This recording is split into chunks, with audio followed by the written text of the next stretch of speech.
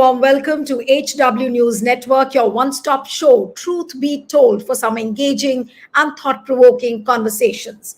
Now, you saw what happened on Saturday, the big headline that a special court in Bangalore has directed to lodge an FIR against Union Finance Minister Nirmala Sitharaman and several other BJP Karnataka leaders in the Electoral Bond case. Now, there is a sudden new turn in this case. Now, what has happened is that the FIR was lodged against Nirmala Sitharaman, but there was a quashing petition which was filed by BJP State President Nalin Katil.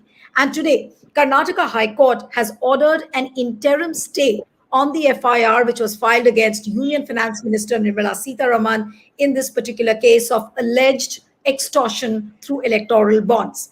Now, what has happened is, if you look at the details, an FIR was registered against Sitharaman, ED officials, and office bearers of the BJP at the state and national level.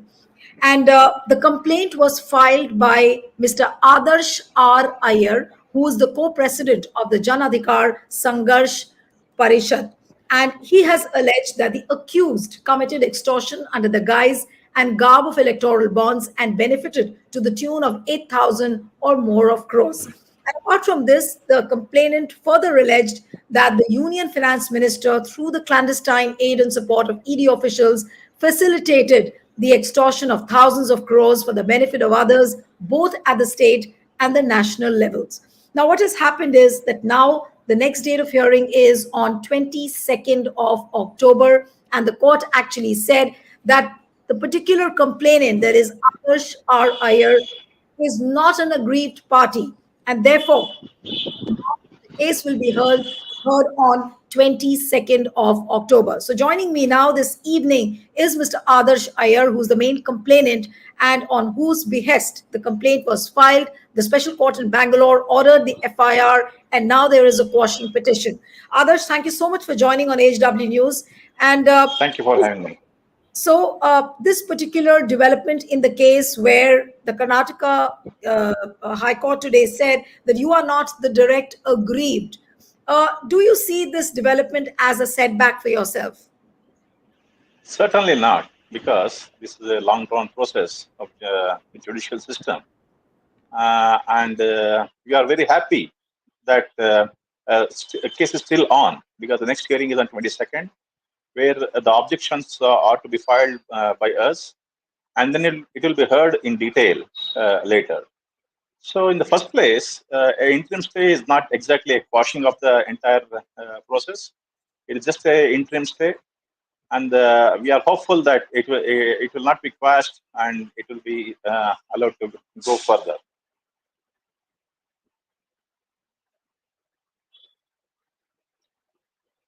I'm not able to hear you.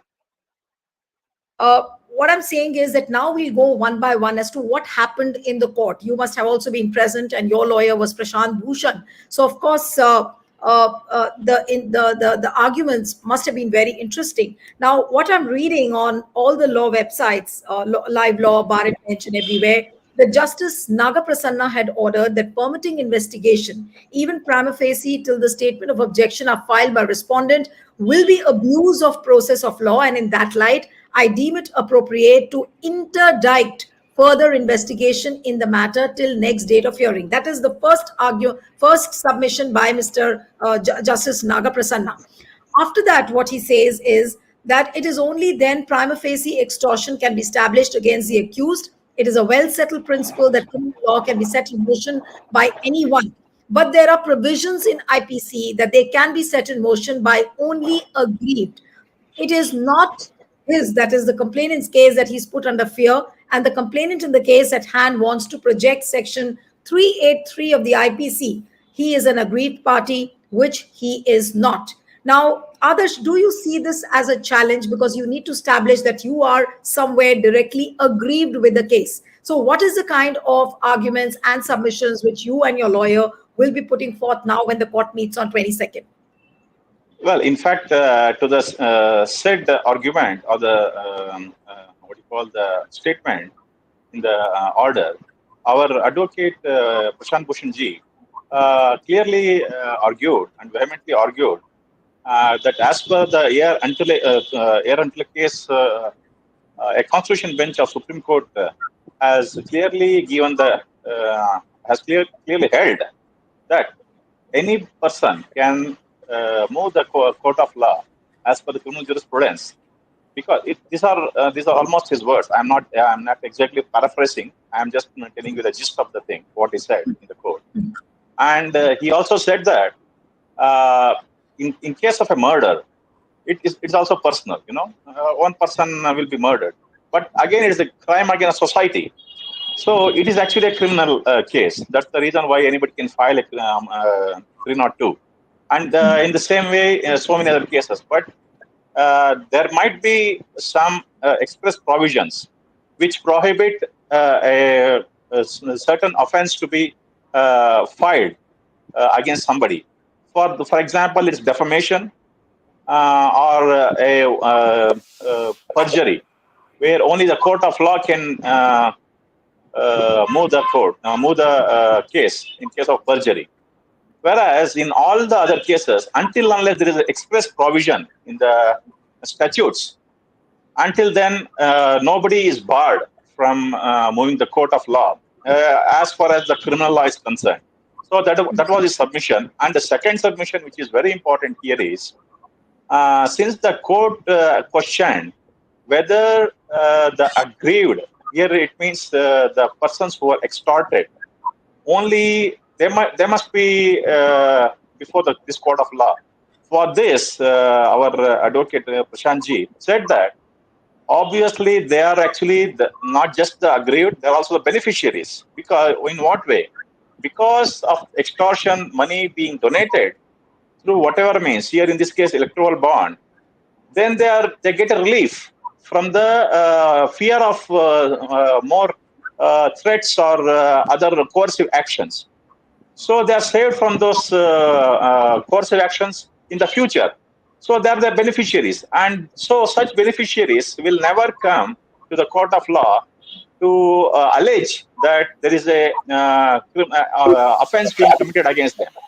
So with all this in picture, I think we are in good hands, though we can say that this interim stay is a minor setback, because there are different judgments and different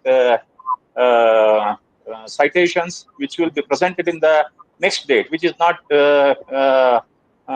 very far off, like it is 22nd of October, which is hardly a few weeks. So we are very hopeful, and we will fight it till the end. Adarsh, will you see this then as a win-win for both sides? Your side as well as Nirmala Sitharaman, Nalin Katil, B.Y. Vijayendra, all these leaders now will have a breather and they can also reply back. So would you see this as a win-win for both sides? And will this become a challenge for you then in the coming days? Well, actually, once we have taken such a big case, it is always a challenge. There is no backing off from that challenge. And whether it's a win-win or a win-lose, we don't win or lose here. The opposite parties might be thinking about winning or losing, but for us, it is a public interest case. So it is not a personal case. So anybody, if we win, the public wins. If we lose the case, the public loses. So we don't have anything to lose in a personal manner. So that's how we look at a social activity or a fight in these corruption cases or in the public domain. Right. But I was looking at the arguments made by Mr. K.G. Raghavan, who's the lawyer for Mr. Nalin Katil, and he said that putting money in electoral bonds can never be extortion. Now, what did the judge react, and how did he react when Mr. K.G. Raghavan said this? Well, it is not fair enough for me as a petitioner, as a respondent, to be speaking about the reaction of the honorable judge. It's up to him, and it is right there in the website of the YouTube of the High Court. So anybody can see the reactions there. But all I can say from our end, as a respondent, is that our advocate Prashantji has put in some very valid legal points, since he is a very experienced advocate, senior advocate. And we are even as with my whatever little legal knowledge that I have, I'm pretty sure that this angle of what do you call the locus standi of a complainant, in that case, we are quite in the right path, and I think we can circumvent that bridge when in the future also. But Adarsh, I want to know a little more about the complaints which you had filed, because on Saturday, when I was reading the story, I also saw reports which said that you had filed about 14 or 15 complaints, but only one of them got noticed, and that's how the Special Court in Bangalore, the ACMM court, directed for the FIR to be registered by the Tilak Nagar police station. So, does that mean that now you've forgotten the other complaints, or will you pursue them as well? Or your focus now entirely is on this Tilak Nagar police station complaint? Well, it was a deliberate strategy from our organization, because we had collaborated with not just with another three more organizations, where we had culled out so many other cases of extortion through electoral bonds. And we said that each and every cause of action, as we speak in the legal terms, every cause of action or every incident of extortion requires a separate investigation, because each and every facts are different. Like you have in some cases IT officials involved, in some cases ED officials involved, or in some cases GST directorate is involved. So we cannot club everything into one this one case and mammoth case, and it will be impossible for anybody, for any investigative agency to investigate into so many cases in this one. It will take years and years. So what we did was, once we culled out all the information, we said that we will file the complaints before the police station, and if they file the FIR, well and good. If they are not going to do it, then we are going to the DCP, the next level, and we are going to file another 15 before the DCP. And if they file it again, well and good. Adarsh, but the next question is that you got the case registered under IPC and not under the Prevention of Corruption Act. Now, Yes, yes. was this also a strategy by you all? Yeah, actually, it is a clear case of extortion. There is no doubt about that. Because what we have, there are other cases of corruption also. Like if you see specifically mega engineering, they got projects, and that was right before getting the project. They had paid the donation through the electoral bonds. So once you pay it, you get some project. So that is like a quid pro quo there. There is a clear quid pro quo there, so which amounts to corruption. So we have not touched those cases at all, because that will be, as you said, corruption cases, and that has to fall in some a locus standi also, where we have to see the cases where exactly they happened, all those things. Whereas here in these cases, some of the many of the raids, what we are very sure was whether it happened in Karnataka for this one, like in Aurobindo Pharma, it happened in Karnataka also, and some other many other cases, like there are Bangalore-based companies. So we have looked into those things also. So we are quite we have studied quite a lot and made sure that extortion cases, extortion, the offense is made out in these cases. Whereas there are, as you said, there are corruption cases also, but we have not gone into this because it's a massive scam, and just one organization cannot be doing the entire thing. As you said, there are so many other organizations working on that, and we hope that they come out with so many other complaints also. But do you see this as a reopening of sorts for the electoral bond case? Because I remember, I mean, after the Supreme Court came up with the electoral bonds verdict in February in 2024, then of course, we saw the narrative unfolding for the Lok Sabha elections. And now this FIR has been reopened again in the middle of where the country is going through some Vidhan Sabha elections in Karnataka, sorry, in J&K and in Haryana, then Maharashtra, the polls are due. Can this really backfire for BJP again? The FIR being lodged against Nirmala Sitharaman, though it has been quashed as an interim relief. But you see this It has as not been some quashed. It's an interim stay. That's all. It has not been quashed. yes. I'm sorry. It's an interim stay. But you think that this can really backfire on BJP? Well, actually, for the public, this might be a reopening of sorts of the issue of electoral bonds, because it had died down a little bit. But for us, it has been an ongoing process from the March itself, where we filed we were going through the motion of criminal justice. But I agree with you that this is a reopening. This is a reopening of electoral bond in the larger picture, and this will certainly pave way for a better judgment, for a improved version of judgment.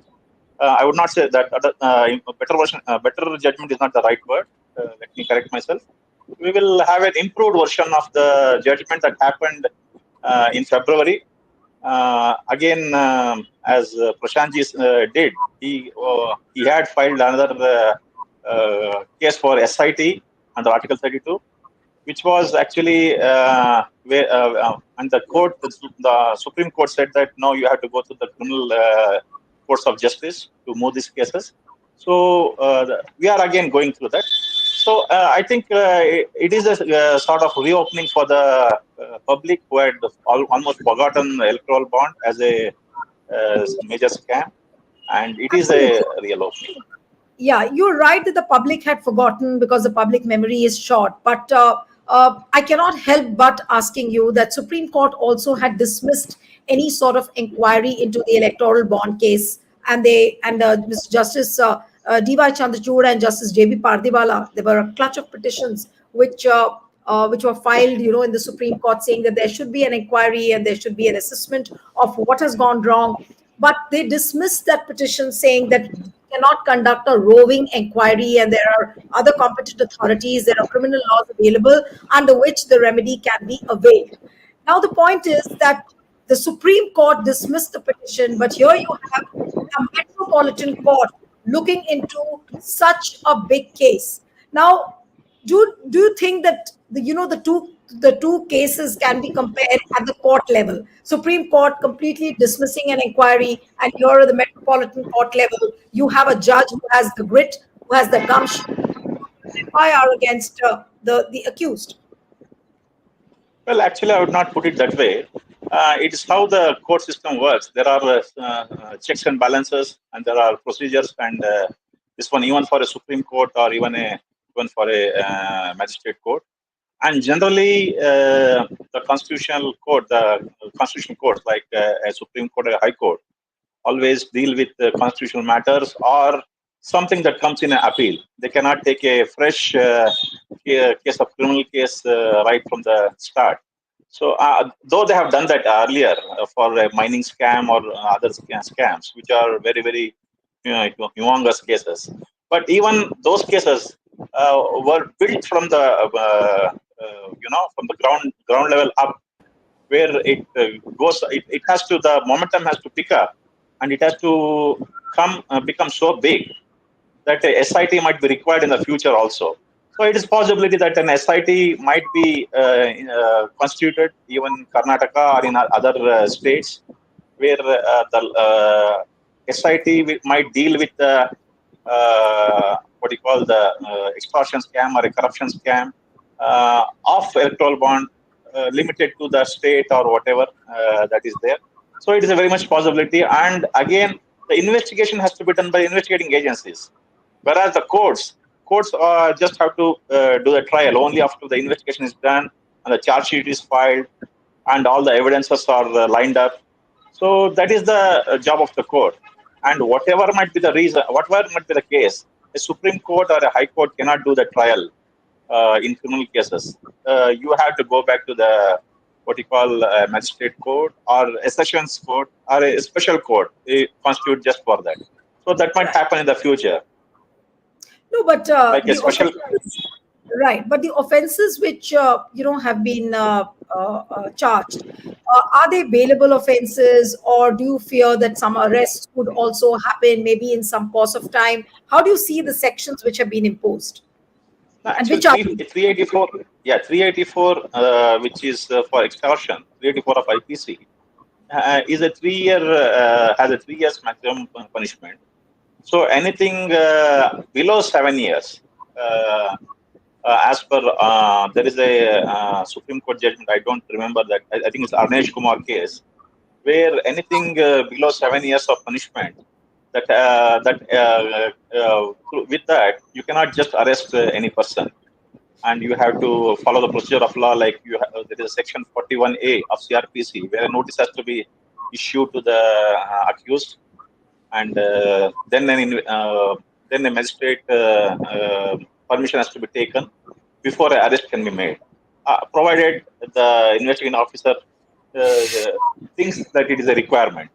So it is not that arrest will be made just like that, or we expect that to happen also.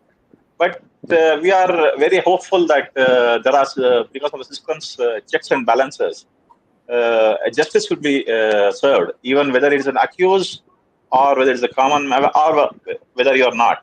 No, but what is the logical conclusion, or what is the logical ending of this entire reopening of the case which has happened, and what is it going to lead to? You said that we are not sure whether the arrests will take place, or arrests might not just happen like that. So, what is the logical ending? Are you demanding, or through the inquiry, whenever the case opens up again, and through the course of the arguments, are you expecting that whatever money has been extorted through electoral bonds should be confiscated, or whatever money has come to the political parties? I mean, in terms of the logical ending, what is the logical ending you're looking at? I mean, do you Well, I want agree this? with you. Two, three things actually, Others. Sorry to interrupt you. There are two, three things Yeah, here. Now, the opposition has demanded the resignation of Nirmala Sitharaman, right? They are saying it's a clear-cut case of extortion, and legally all the money has been extorted by the political parties. So, what is really going to happen? Are we going to see arrests? Are we going to see the stepping down of Nirmala Sitharaman? What is the kind of logical ending you are looking at? sorry, I lost you for a. Yeah, I'm saying that according to you, what is the logical ending of your reopening of the case? Is it the arrest of Nirmala Okay. Sitharaman? Is it some kind of an inquiry into what ED and the other enforcement agencies have been doing? What is that logical ending? Well, it will be a multiple instances of release. As you said, a resignation might be a possibility, which we expect, because without resignation, people sitting there, how can you expect a fair investigation of such big political figures? So we expect resignation once the High Court or another constitutional court says that you have to go ahead with the investigation. So that is a very much given. Though seeing the way the BJP has been working at the center, and their attitude towards such allegations of scam or whatever, it's not in their DNA to resign and go away so easily. That's what we have seen. There are so many other cases.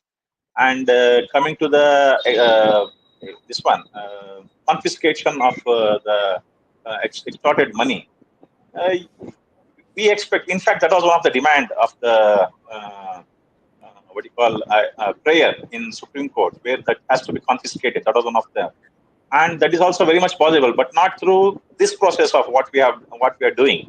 That will be a separate course of action, of legal action, for You mean to say confiscating that the these extortion. measures, are you saying that these measures will be directed by the court, and then apparently whatever has to happen will happen? Yes, yes, yes, yes. It is a part of the process, legal process, where once the arguments start, and so many things will come up, and so many things will keep springing up. So that will be left to the our legal team led by Prashant Bhushanji. Uh, but as you rightly asked, there should be punishment. There is no no two way in that. The guilty has to be punished if they are convicted, and it might take whatever time it might take. That has to go through the judiciary system.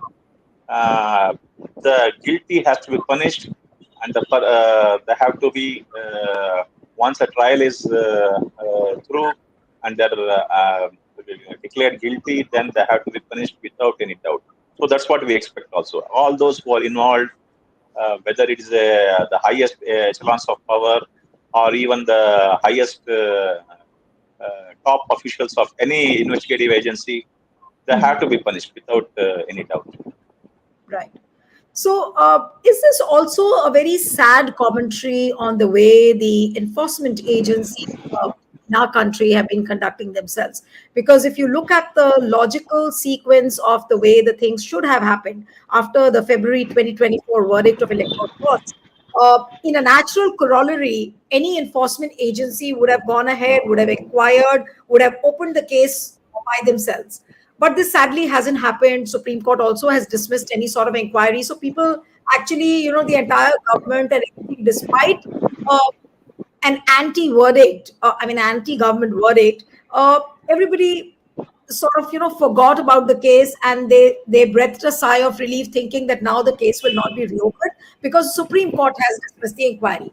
But now with this Metropolitan Court having opened up a new chapter of electoral bonds, and now it's almost like that case coming back alive. And obviously, BJP would not like it. The central government obviously would not like it because there are many people who could be in the dock. But will the buck stop somewhere to the top? We might include the Prime Minister, because you haven't included Prime Minister's name in your complaint, I was seeing.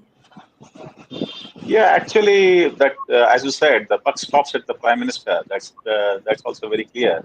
The head of the government is answerable to every allegations because he heads the government. But unfortunately, this is not a Western country like America or Great Britain or whatever, where we have seen. I have worked there and have observed for so many years. I was there in the US for 6 years.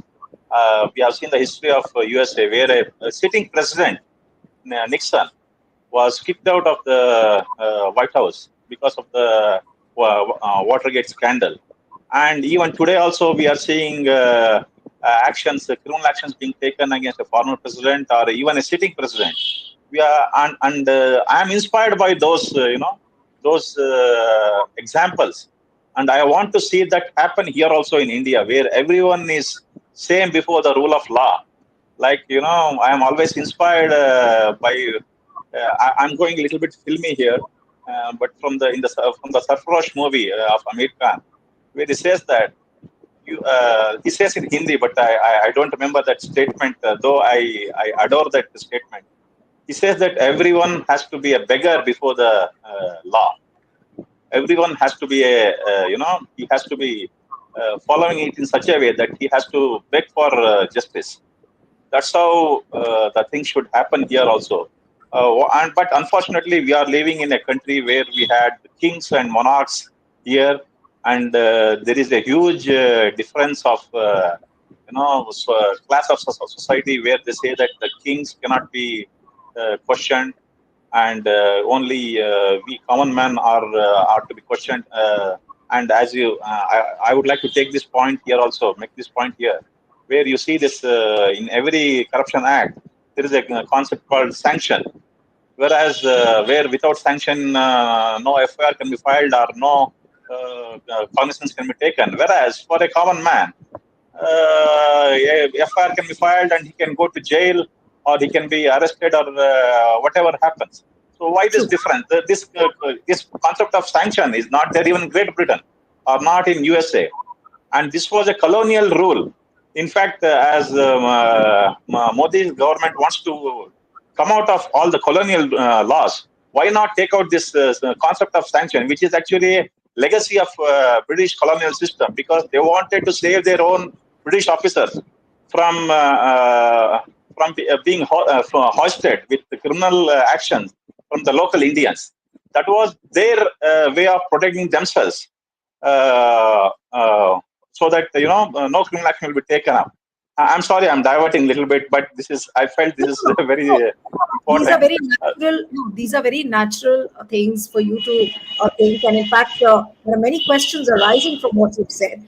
But what I want to ask you honestly, and these are like some 3-4 questions more before I wind up the show, that what you think how this electoral bond case is really going to end. Because ending in the sense that, again, I'm repeating myself, but since you made, you made a mention of the film Sarfarosh, you made a mention of Richard Nixon, you made a mention of America's example. But the point is that this was Nirmala Sitharaman's own husband had said that electoral bond case is one of the biggest corruption cases of the world. This is what he had to say. And now, if Yes. you have a government which is completely immune from what has happened, it seems that everything is being covered up. All the wrongs of the government are being covered up. I wouldn't blame the courts so much to say, especially in this case, because it was the Supreme Court which said that this is not constitutional, uh, and they had completely dismissed the whole thing. But the point is that, how do you see the things unfolding politically for BJP as far as this particular electoral bond case is concerned? Well, actually, electoral bond case is going to be a very serious setback for any ruling party here, the BJP, because that's the BJP brought this as a law, and they've already seen the setback because of the Supreme Court judgment in February, and it is not going to stop right here. It is going to be it is going to pull them down really hard because of the terrible law that has been made, which was misused, where the parliament itself was misused to bring it up as a law. So that is a very sad story of India, where every agency, every democratic institution, starting from the parliament to the investigating agencies and many other institutions, like even as SBI was used here, for Yes. covering up the things. So that way, that is a very sad story, and I think every sad story will have a happy ending. That's what we hope, and hope is the best way to go forward. But do you think that all these institutions, whether it is the Election Commission, whether it is the SBI, whether it is the ED, CBI, IT, and of course the entire political class, the political parties, all should be in the dock, according to you? Well, actually, you know what? We cannot put everyone in the dark because there will be some good people also in that. So we have to haul up those who are the black sheeps in those systems. No, but if you And say black, no, Adarsh, if you say black sheep, those are the big question is, and many people say, and already BJP allies and BJP leaders say that it wasn't Nirmala Sitharaman's pockets which were filled directly. So how can you say that it is she who is to be blamed? Now, well, actually, for that we have an answer. Nirmala Sitharaman, see, we had this question earlier also in one of the interview, and we said that, see, once you have the money in the coffers of the party, how do you know who is using that and who is getting benefited? So it can be anybody, anybody from the party, and who. the complaint which you have filed, it also has names of JP Nadda, it has names of Nalin Katil, it has names of BY Vijayendra. All these leaders have been named. So why not Nadda as well? I mean, he's equally responsible. He's a party president. And then will the buck stop at the prime minister? That is the biggest question. Will the buck stop at prime minister's table? Obviously, it has to stop at the prime minister's table because he's the head of the not just the head of the government, he's the tallest leader of the BJP at the moment. And in fact, there is a correction here. Actually, JP Nadda is a accused here, but somewhere it has in our initial complaints, we had mentioned it very clearly. But when we had filed the PCR, I think somewhere we missed it out by typo. Like I had an accident then. I had a serious accident, and I was out of action, and there was some miscommunication where we missed that name, but it is there in every other complaint. Well, in the police complaint that we have given. So, national office state bearers led by JP Nadda as the president and others, and again state office bearers led by Nalin Kumar Katil, the then state president, B.R. Vijayendra, the current president, and others, and the other office bearers. That's how we have put it. So there is no ambiguity there that everyone is accused. Your complaint is being seen as an example, for the entire country. And now what are you expecting? That looking at you, the way you have filed it in a metropolitan court, do you think that other activist organizations or other activists might file similar complaints in various states? Because everywhere electoral bonds has been seen in every state, whether it is West Bengal, whether it is Rajasthan, whether it is Telangana, whether it is Karnataka, everywhere there are examples of electoral bonds where